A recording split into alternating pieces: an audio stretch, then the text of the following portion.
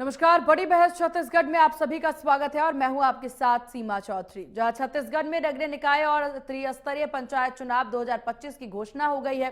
जहां आपको बता दें कि राज्य निर्वाचन आयुक्त अजय सिंह ने प्रेस कॉन्फ्रेंस में चुनावी कॉन्फ्रेंस और उसमें जुड़ी जानकारी साझा की। इस बार नगर निकाय चुनाव इलेक्ट्रॉनिक वोटिंग मशीन यानी कि ईवीएम से होगी। त्रिस्तरीय पंचायत चुनाव पारंपरिक बैलेट पेपर से कराए जाएंगे।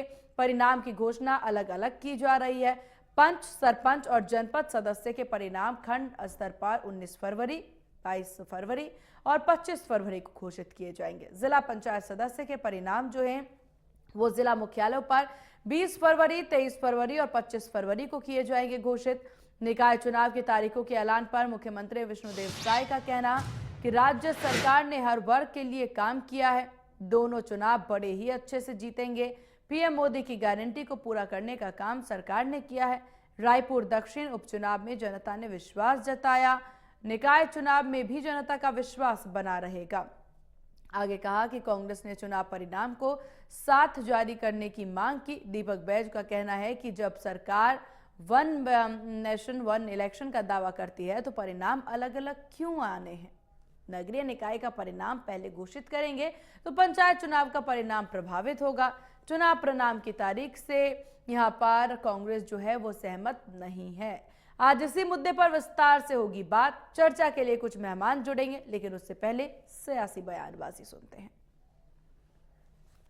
बहुत अच्छे से जीतेंगे नगरीय निकाय का चुनाव भी और त्रिस्तरीय पंचायती राज का चुनाव भी, क्योंकि 13 महीने में जो हमारी सरकार ने छत्तीसगढ़ के 3 करोड़ जनता के लिए काम किया है, हर वर्ग के लिए काम किया है, मोदी की गारंटी को पूरा किए हैं।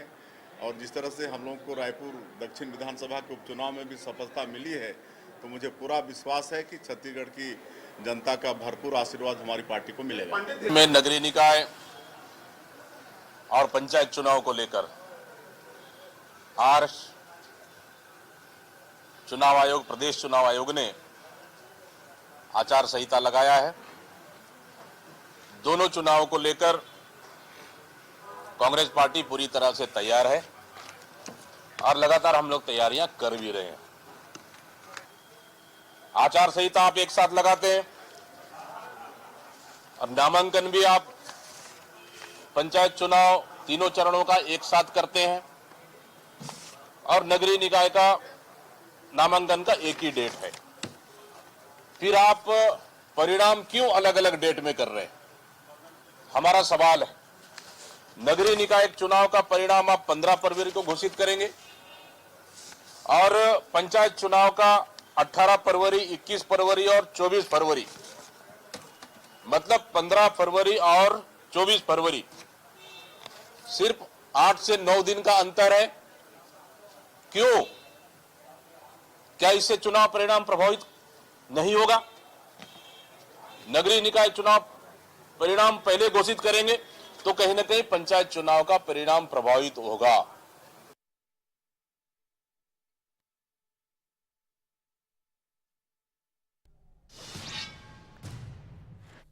चलिए चर्चा की कर लेते हैं शुरुआत। हमारे साथ हैं रविंद्र सिंह, बीजेपी प्रवक्ता, और हमारे साथ अनिल सिंह जी हैं, कांग्रेस प्रवक्ता। आप दोनों का बहुत स्वागत है इंडिया न्यूज मध्य प्रदेश छत्तीसगढ़ पर।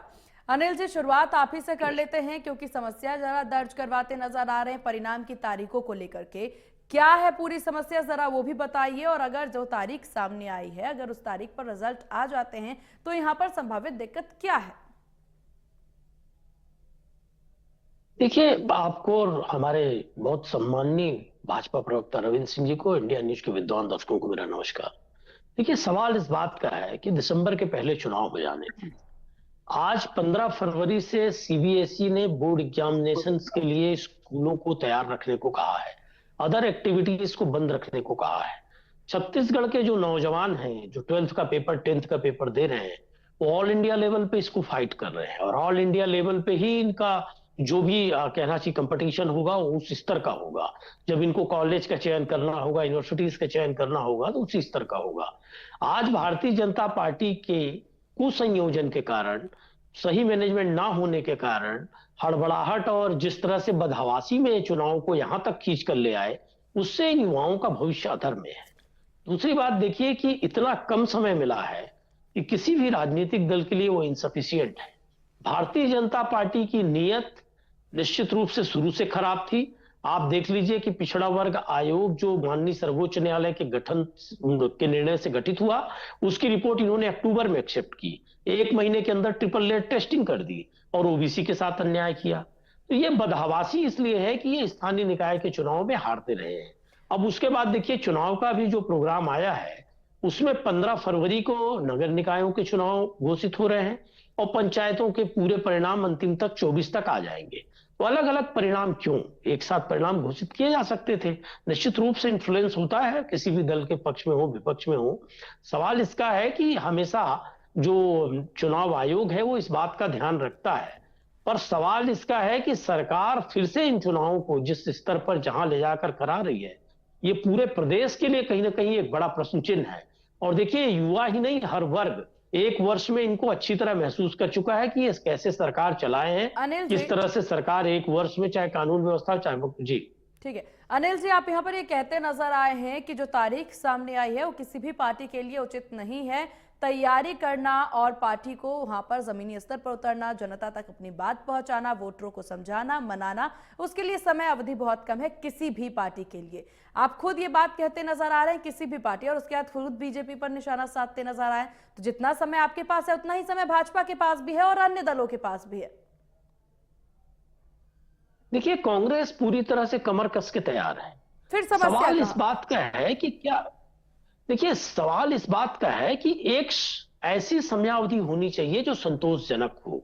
जो उम्मीदवार चुनाव लड़ेगा, स्थानीय निकाय और पंचायत के जो चुनाव होते हैं स्थानीय स्तर के होते हैं, जैसे आप मान लीजिए बिलासपुर या रायपुर का महापौर जो चुनाव लड़ेगा, उसको 10 लाख लोगों से मिलना है या 10 लाख लोगों से उसको किसी न किसी माध्यम से कन्वर्जेशन करना है, अपनी बात रखनी है। तो मेरा यह मानना है कि देखिए ये समय थोड़ा सा कम है।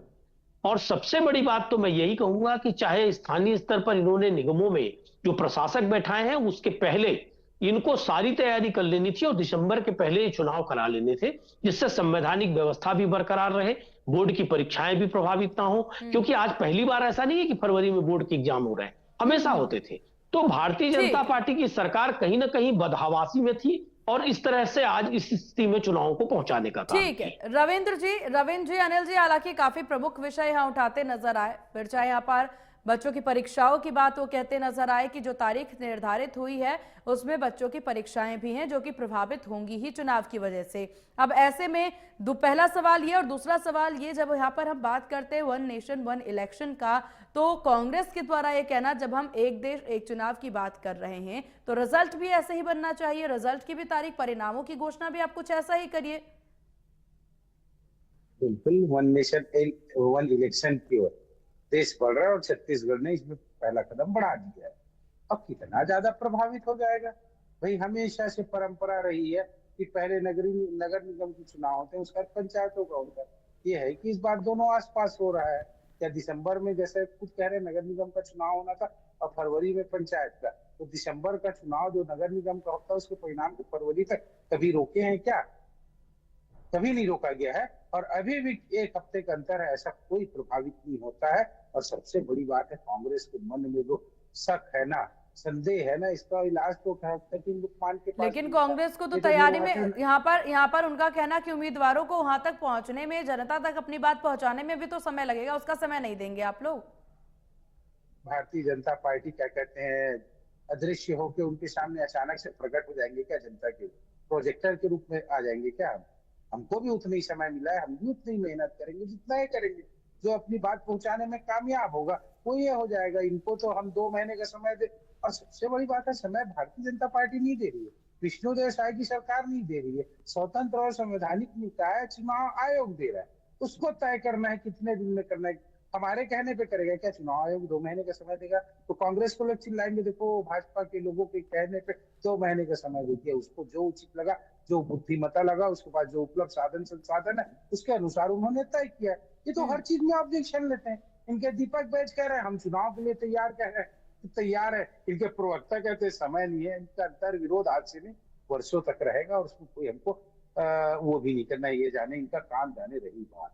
आज तो मैं डिबेट में बैठा भी इस विषय पर इसलिए हूँ, कुछ दिन पहले हम इसी चैनल में बैठा करते थे तो कांग्रेस के लोग आरोप, भाजपा को डर है पराजय का भय है, घबरा रहे हैं, ये चुनाव नहीं कराएंगे, ये टालेंगे। अब जब चुनाव हो रहा है तो फिर क्या दिक्कत है भैया? और कितना दिन हुआ? दिसंबर को गए, अभी 15 दिन तो हुआ है। कौन सा मतलब 10 महीने हो गए? 15 दिन का ऊपर नीचे नहीं हो सकता क्या? ये मतलब इतना हो गया? एक बात बताऊं, आपको सब इंस्पेक्टर भर्ती का परीक्षा 2018 में विज्ञापन निकला था, आपकी सरकार चली गई, आपने रिजल्ट नहीं निकाल सका, आपने परीक्षा नहीं निकाला, रिजल्ट तो वो युवाओं के भविष्य के साथ मजेदार चीज। अब ये जो चुनाव हो रहा है युवाओं के भविष्य के साथ गलत हो रहा है। एक परीक्षा तो संपादित कर नहीं सके कांग्रेस के, मतलब क्या कहते हैं, सत्तासीन लोग, और हम पर आरोप लगाते हैं। हम चुनाव भी बहुत अच्छे से करा के देंगे और ठीक है। शानदार देंगे। और जो है इनका जो विवाद है, आरोप कभी खत्म नहीं होने वाला। कांग्रेस ठीक है रविंद्र जी, अनिल जी, ये तो हमने बात कर ली समस्याओं की कि कांग्रेस को इस तारीख से क्या कुछ समस्या है, लेकिन अब देखिए तारीख अब सामने आ चुकी है, डेट डिसाइड हो चुका है, अब आपको मिला है तैयारियों का समय। तो अनिल जी, शुरुआत आप ही से कर लेते हैं। यहाँ पर क्या कुछ तैयारी है आपकी, क्या कुछ प्रमुख मुद्दे हैं इस चुनाव को लेकर के? देखिए, सबसे पहले महोदया मैं ये बताना चाहूंगा कि 2019 में कोविड जैसी महामारी का प्रकोप था, उसके बाद भी यहां माननीय भूपेश बघेल जी के नेतृत्व में कांग्रेस की सरकार थी और उसने समय पर चुनाव कराए। जबकि अगर आप मध्य प्रदेश चले जाएं तो मध्य प्रदेश में शिवराज सिंह जी बाद में सरकार में आ गए और वो लगभग 2 सालों तक वहां चुनाव नहीं हो पाया। और कई ऐसे प्रदेश हैं, उत्तर प्रदेश में स्थानीय निकाय चुनाव नहीं हो पा रहे थे, लेकिन छत्तीसगढ़ में लोकतंत्र को बचाने के लिए पूरी सतर्कता के साथ बिना नुकसान किए चुनाव संपन्न कराए गए। दूसरी बात देखिए, कांग्रेस पार्टी पूरी तरह तैयार है और तार्किक ढंग से विपक्ष का दायित्व है कि जहां सरकार और ये स्थानीय निकाय के चुनाव खासकर सरकार पर पूरा दारोमदार होता है, आप मतदाता सूची बनाते हैं, दूसरी तैयारियां करते हैं, संसाधन देते हैं निर्वाचन को, तभी निर्वाचन हो पाता है, ये सारे लोग जानते हैं। और तार्किक ढंग से विपक्ष का यह दायित्व है कि जहां भी ये चूक कर रहे हैं, जहां भी जनता को प्रताड़ित कर रहे हैं, जैसे अब युवाओं को प्रताड़ित होना है, क्योंकि जो स्थानीय स्तर पर शिक्षा विभाग है वही कमान संभालता है, तो शिक्षकों से बच्चों को जो फीडबैक लेना है एग्जामिनेशन के लिए, या शिक्षकों को जिस तरह से बच्चों को तन्मयता से सिखाना है, पढ़ाना है, सारी चीजें प्रभावित होंगी। कांग्रेस अपनी तैयारी में है, हमारे पर्यवेक्षक नियुक्त हो गए हैं, प्रभारी नियुक्त हो गए हैं, बैठकों का दौर चल रहा है, हम तो अपने कैंडिडेट भी फाइनल कर लेंगे। और कांग्रेस के पास इतने मुद्दे हैं एक वर्ष में कि सरकार का दम कैसे फूल गया है, किस कदर हाँफ रही है, एसपी कलेक्टर के कार्यालय जल रहे हैं, सिर्फ आरोप प्रत्यारोप ही इनके पास एक व्यवस्था बची है। जब भी आप सरकार से कोई सवाल पूछेंगे तो सरकार में बैठे भारतीय जनता पार्टी के पदाधिकारी, प्रवक्ता और मंत्री 1975, कभी 1947 की बात करने लगते हैं। ये नई परंपरा है, जबकि सरकार में जो व्यक्ति होता था वो प्रत्यारोप की बजाय कार्रवाई की बात करता था। तो ये नया चलन भारतीय जनता पार्टी में 2014 के बाद से चल गया है।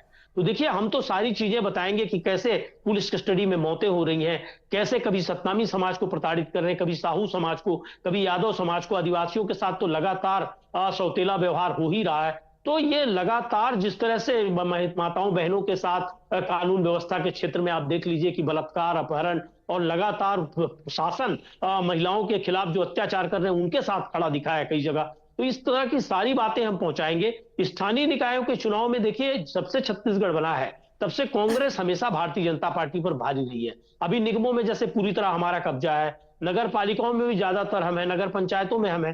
तो ये देखिए, चाहे रमन सिंह जी की सरकार रही हो, चाहे भूपेश बघेल जी की, हर समय कांग्रेस हमेशा भारी रही है। अनिल जी, और पूरा स्थानीय इतिहास निकायों आपने में इस गिना बार दिया, फिर पूरे कांग्रेस का विषय परफॉर्मेंस आपने गिना बेहतर दिए, रहा इस होगा। बार का मुद्दा जरा बता दीजिए अब।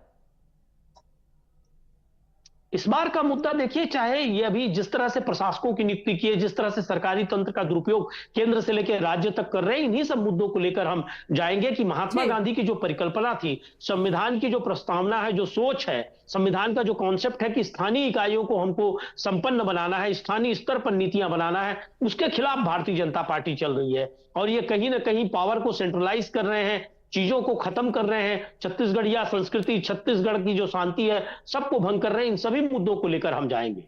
ठीक है रविंद्र जी, छत्तीसगढ़ की संस्कृति सभ्यता को आप लोग खत्म कर रहे हैं, वही मुद्दा इस बार कांग्रेस का है, आपका मुद्दा क्या? छत्तीसगढ़ की संस्कृति और सभ्यता समाप्त हो गई? ये बोले तो बोल देने से हो जाएगा क्या? हमने ठेठरी कुर्मी बनाना बंद कर दिया? क्या हमने मेले लगाने बंद कर दिए? क्या मड़ई लगाना बंद कर दिया? ये छत्तीसगढ़ की संस्कृति और सभ्यता चल रहा है। क्या बंद हुआ बताइए? बड़ा कानून व्यवस्था पे कर रहे थे कि कलेक्ट्रेट वर्ग जल गया, एसपी बंगला जल गया, वहां किसने किया कांड? देवेंद्र यादव जेल में है, ये कांग्रेस के प्रवक्ता बैठे हुए नहीं बता सकते? महिलाओं के अत्याचार की बात कर रहे थे। और जसपुर में पुलिस वाले की जो बेटी और बीवी के साथ हुआ, वहां करने वाला कौन था? पत्रकार को मारने वाला कौन था? ये कांग्रेस के लोग भूल गए।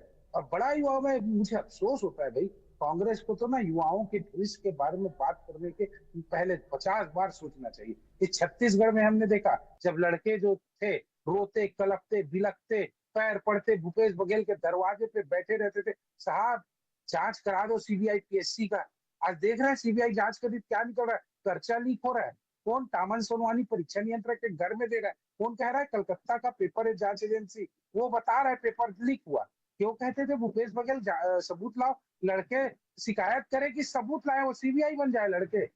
और आज देखिए क्या हो रहा है, ये सीबीआई को बैन किए। और आज पीएससी पे क्या हो रहा है, ये युवाओं की बात करेंगे। आरक्षक की भर्ती नहीं कर सके, सब इंस्पेक्टर की भर्ती नहीं कर सके। और नगरीय निकाय चुनाव से थोड़ा सा कुछ दिन हो गया तो युवाओं का भविष्य शर्मानी चाहिए कांग्रेस के लिए। युवाओं के भविष्य की बात करते हैं ना, तो मुझे अफसोस होता है कि कांग्रेस के मुंह से ऐसा निकलता है, जिन्होंने हजारों लोगों की मतलब युवाओं की हत्या की एक प्रकार से। बीएड और डीएड वाले में देखा आपने, डीएड वालों को इन्होंने कहा कि राहुल गांधी से बुला के देंगे हम नियुक्ति पत्र, जबकि सबको पता था ये नहीं हो सकता। बीएड वाले 5वीं के पहले नहीं जा सकते, वो डीएड वालों का अधिकार है। हमने नहीं कहा, सुप्रीम कोर्ट ने कहा। और ये बड़े गर्व से उनको क्या कहते हैं, राहुल गांधी को बुला के नियुक्ति पत्र दे रहे थे। आज इतने लोगों की 2900 लोगों की नौकरी खतरे में पड़ गई है। वो तो भला हो विष्णुदेव साय जैसे लोगों का, जिन्होंने आज कहा सुप्रीम कोर्ट के आदेश के बावजूद हम इनकी चिंता करते हैं। ये तो अपनी राजनीति चमका रहे थे, राहुल गांधी को बुला के बोल रहे थे। इसलिए मैं कहता हूँ, और इनको ये भी सोचते हुए नहीं लगता कि इन्होंने तो 2500 रुपए युवाओं को बेरोजगारी भत्ता 2 महीने का दिया, 60 महीने में 2 महीने का। हम ये 12 महीने में क्या कहते हैं 11 महीने का महतारी वंदन दे दी। और आज घोषणा भी कर दिया कि उनको देंगे स्वच्छता दीदी को। और तो और मैं बताऊं, रेडी टू ईट, आज विष्णुदेव साय जी ने घोषणा की कल कैबिनेट से कि महिला स्व सहायता समूह को देंगे। यही निर्लज सरकार थी कांग्रेस की, जिसने शराबबंदी की घोषणा की थी और हरियाणा के शराब ठेकेदार को स्वच्छता समूह के से छीन कर, महिला स्व सहायता से समूह से छीन कर रेडी टू ईट का वो दिया था अधिकार। ये लोग हैं और इनको बताना पड़ेगा हमको क्या किए करके। इतना ही अच्छा काम कर रहे थे, बता रहे थे ना कि भ्रष्टाचार ऐसा वैसा। देखिए अंतर क्या होता है सरकार के बदलने का। जब ये कांग्रेस की सरकार थी, रोज चीखती थी कि भाजपा के लोगों ने भ्रष्टाचार किया है, किसी को पकड़े नहीं। हमारी सरकार आई, हमने भ्रष्टाचारियों को जेल भेजा। इनका कवासी लखमा जेल में, इनके अधिकारी जेल में, कोयला घोटाले में, शराब घोटाले में इनके विधायकों को देख लीजिए। हम कर रहे हैं कार्रवाई। इन्होंने 5 महीने केवल धमकी दी, दम था हमने गलत किया था। रोज भूपेश बघेल कहते थे भाजपा के लोग 15 साल के भ्रष्टाचारी थे। 5 साल में इनको समय नहीं मिला, 5 साल में गिरफ्तारी नहीं करवा सके। हम तो कहते थे, चुनौती देते थे, हम गलत है तो गिरफ्तार करवाओ। हमने इनके लोगों को गिरफ्तार करवाया। कवासी लखमा को देख लीजिए, इनके और जो अधिकारी है उनको देख लीजिए, देवेंद्र यादव को अभी देख लीजिए। तो कांग्रेस का जो है ना अस्तित्व समाप्त होने के कगार पे है, यदि इस तरह की रीति और नीति इनका रहा तो। ये विचारों में परिवर्तन नहीं के तो यही हाल होगा। भारतीय जनता पार्टी जो कहती है ना मोदी की गारंटी, कल विष्णुदेव साय जी ने कहा है कि 800 रुपए अंतर की राशि हम फरवरी में देंगे। हम तिथि भी बताते हैं कि इस तारीख को देंगे। कभी इन्होंने नहीं कहा कि हम देंगे। 2 वर्ष बोनस का इनके घोषणा पत्र में था, नहीं दे सके। ये शराबबंदी करेंगे, नहीं कर सके। ठीक है रविंद्र जी और अनिल जी, लोकसभा चुनाव और विधानसभा चुनाव से परे है निकाय चुनाव, यहाँ पर पंचायत चुनाव बहुत ज्यादा महत्वपूर्ण ये चुनाव होता है। स्थानीय चुनाव है, स्थानीय मुद्दे हैं, जनता से सीधे जुड़े हुए मुद्दे होते हैं। इसमें प्रदेश भर की बात नहीं होती है, इसमें बहुत बेसिक मुद्दे उठाए जाते हैं, बहुत बेसिक चीजें होती हैं, बहुत मूलभूत सुविधाएं होती हैं जिससे जनता को फर्क पड़ता है और उसी मुद्दे पर अपने प्रतिनिधि को जनता चुनती है। ये बात आप भी बेहतर जानते हैं और अनिल जी आप भी बेहतर जानते हैं। ऐसे में बहुत जरूरी हो जाता है कि स्थानीय मुद्दों पर खासा फोकस किया जाए। अनिल जी, जहां पर जिस तरह से अगर आप बार बार जिस तारीखों को लेकर बात करते नजर आ रहे हैं, चुनाव में समय ना मिलने की बात आप कहते नजर आ रहे हैं, तो कितनी बड़ी ये चुनौती है अब आपके लिए और इस चुनौती से आप कैसे पार पाएंगे? देखिए, मैं राजनीतिक बात नहीं करूंगा, ये हर जनप्रतिनिधि के लिए बड़ी चुनौती है और जिस तरह से एग्जाम कंडक्ट किए गए ये भी हर युवा के लिए चुनौती है। दूसरा, कुछ मुद्दों पे इन्होंने ध्यान आकृष्ट किया तो मैं बताना चाहूंगा। 2008 की पीएससी, जिसको माननीय उच्च न्यायालय छत्तीसगढ़ ने कहा कि इसमें भ्रष्टाचार हुआ है, गलत काउंसलिंग करके गलत लोगों को पद में बैठाया गया है, आज तक उनको न्याय नहीं मिला क्योंकि केंद्र सरकार के पाले में चीजें चली गई है। सुप्रीम कोर्ट में मामला लंबित। रविंद्र जी बहुत देर तक बोले, थोड़ा सा हमें भी सुन लीजिए, विपक्ष को भी सुन लीजिएगा थोड़ा सा। अब दूसरी बात देखिएगा, व्यापम घोटाला मध्य प्रदेश का ऐसा घोटाला है जो पूरे हिंदुस्तान में विश्व में चर्चित है। 32 लोगों की जान गई, आज तक जांच नहीं हुई। वहां है मोदी जी की महिमा। कम से कम अगर सारे बच्चों को जोड़ लिया जाए तो 80 करोड़ विद्यार्थियों के पेपर लीक हुए हैं इनकी सरकार में, मोदी सरकार में। सिर्फ 10 सालों में पेपर लीक इतने हो रहे हैं, भ्रष्टाचार इतना हो रहा है कि 14 करोड़ की सड़क 250 करोड़ में बनती है और सिर्फ 2 उद्योगपतियों के लिए पूरी पॉलिसी बनती है। देखिए ये नेशनल लेवल पे चीजें हैं। और आप अगर छत्तीसगढ़ में आ जाएं तो सनम जांगड़े जो वहां अनुमति लेते हैं बलौदा बाजार में आंदोलन की, बकायदा अपने लेटर पैड पे, उनसे पूछताछ भी नहीं होती। भिलाई के आदमी को जेल भेज दिया जाता क्योंकि वो भाजपा के जिला अध्यक्ष हैं। अभी जेल भेजने की बात रविंद्र जी कह रहे थे। कांग्रेस बस थोड़ी, चाहे वो पत्रकार हो चाहे विपक्ष का कोई नेता हो, उसको जेल भेजना, उस पर भ्रष्टाचार के आरोप लगाना। रविंद्र जी नहीं, प्रधानमंत्री मोदी जी कहते थे हिमंता बिस्वा शर्मा भ्रष्ट है, भाजपा में गया मुख्यमंत्री बना दो साहब, इससे ईमानदार कोई नहीं है। अशोक चौहान भाजपा ज्वाइन किए, सेम डे राज्यसभा की टिकट। ये मैंने या रविंद्र जी ने नहीं कहा, प्रधानमंत्री ने कहा किसने विधवाओं का आवास खाया है, 30,000 करोड़ का घोटालेबाज है। ऐसे 300 नेता हैं जिनको भारतीय जनता पार्टी जेल भेजती है, वॉशिंग मशीन में धोती है और अपने यहां लाकर ईमानदार बनाकर उनको प्रस्तुत कर देती है जनता के सामने।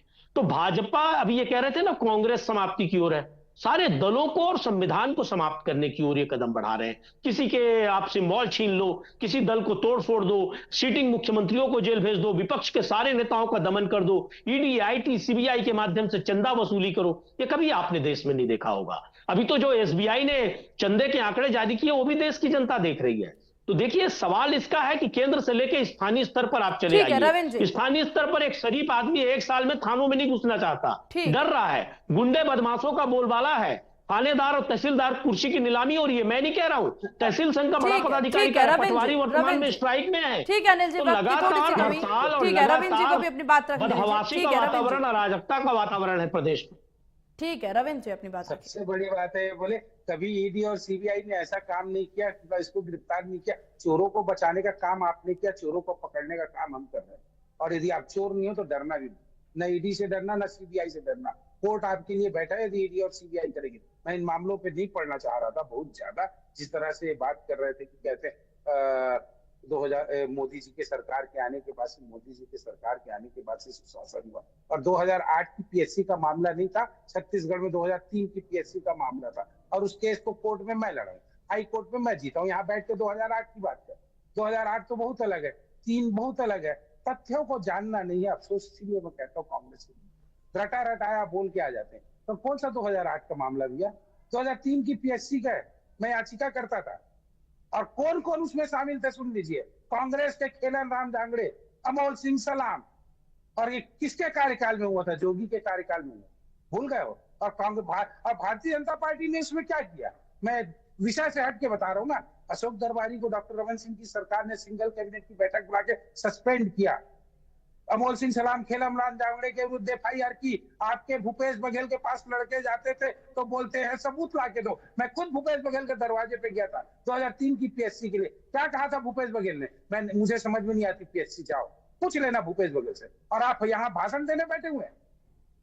हमको भ्रष्टाचारी, हम भ्रष्टाचारी तक कर रहा था गिरफ्तार। 5 साल आपकी सरकार थी, आज हम कर रहे हैं क्योंकि आप लोग भ्रष्ट हो, प्रमाणित भी हो रहा है, दिख रहा है। चलिए ठीक है। सबसे बड़ी बात, और सारे भ्रष्ट लोग आपके यहाँ जाके पाक साफ हो जा रहे हैं। बिल्कुल, आपने क्यों नहीं हटाया? अजीत पवार पाक साफ हो गए, अशोक चौहान पाक साफ हो गए, नवीन जिंदल पे दूसरे दिन जांच। चलिए वक्त हमें इतनी ही इजाजत देता है। आप दोनों मेहमानों का बहुत शुक्रिया इंडिया न्यूज को अपना कीमती वक्त देने के लिए। फिलहाल बड़ी बहस में बात हो रही है निकाय चुनाव को लेकर के। अब देखने वाली बात होगी किस तरह की तैयारी है और क्या कुछ जनता अपना फैसला सुनाती है। फिलहाल इस खास पेशकश में बस इतना ही।